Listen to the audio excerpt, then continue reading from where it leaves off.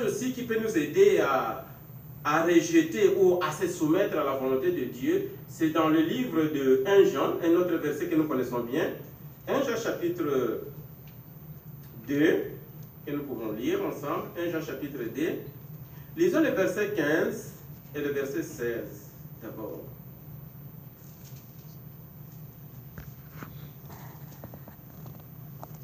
1 Jean chapitre 2, verset 15. N'aimez pas le monde, ni les choses qui sont dans le monde. Si quelqu'un aime le monde, l'amour du Père n'est pas en lui. Parce que tout ce qui est dans le monde, le désir de la chair et le désir des yeux et l'orgueilleux étalage de ses moyens d'existence ne vient pas du Père, mais vient du monde. Nous comprenons ici qu'on nous dit n'aimez pas le monde. Le monde, comme nous le savons ici, c'est toutes choses qui sont contraires à la volonté de Jéhovah. Ce sont ces choses-là que nous n'allons pas aimer.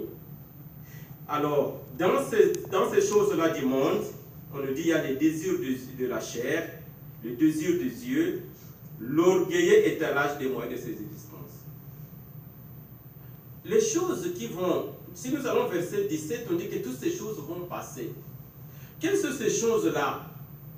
Prenons l'exemple. Quand les téléphones portables étaient sortis, il y avait, c'était plus de telle dimension, hein? C'est comme un bâton là, que les gens se promenaient avec ça, juste pour communiquer.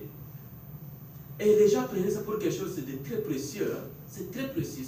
Ça coûtait tellement de l'argent. Mais si aujourd'hui, frère, si aujourd'hui vous prenez cela, vous vous promenez avec ça, comment les gens vont vous considérer? Vous êtes avec ces gros bâtons-là, et vous êtes en train de téléphoner. Comment les gens vont vous considérer?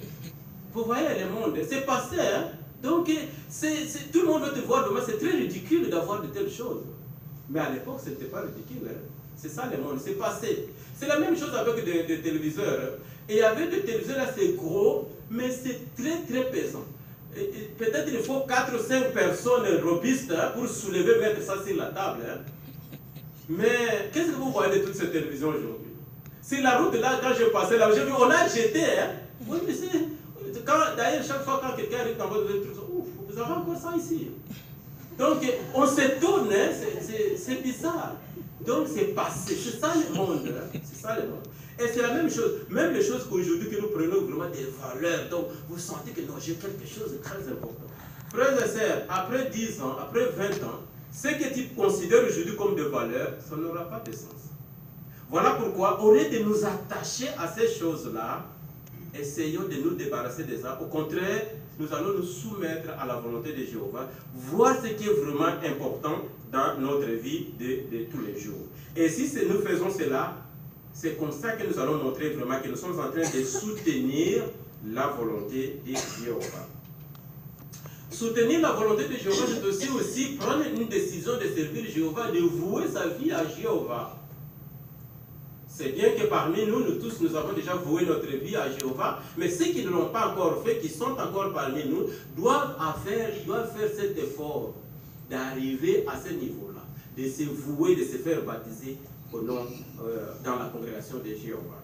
Et si nous sommes déjà frères et sœurs, voués, baptisés, nous allons continuer à soutenir le royaume de Jéhovah.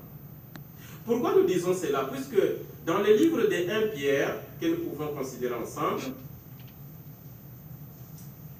1 Pierre chapitre 4, lisons le verset 1 et le verset 2. Ainsi, donc, puisque Christ a souffert dans la chair, vous aussi armez-vous de même état d'esprit, parce que celui qui a souffert dans la chair a rompu avec les péchés, afin de vivre les restes de son temps dans la chair, non plus pour le désir des hommes, mais pour la volonté de Dieu. Nous devons rompre avec les péchés. Nous devons maintenant vivre en faisant la volonté de Dieu. Et c'est ce que nous allons faire. Puisque Nous voulons être des proclamateurs de la bonne nouvelle. C'est ça faire la volonté de Dieu. C'est ça le travail que Jéhovah nous demande. Ce n'est pas comme à l'époque de Lot, ou plutôt à l'époque de Noé.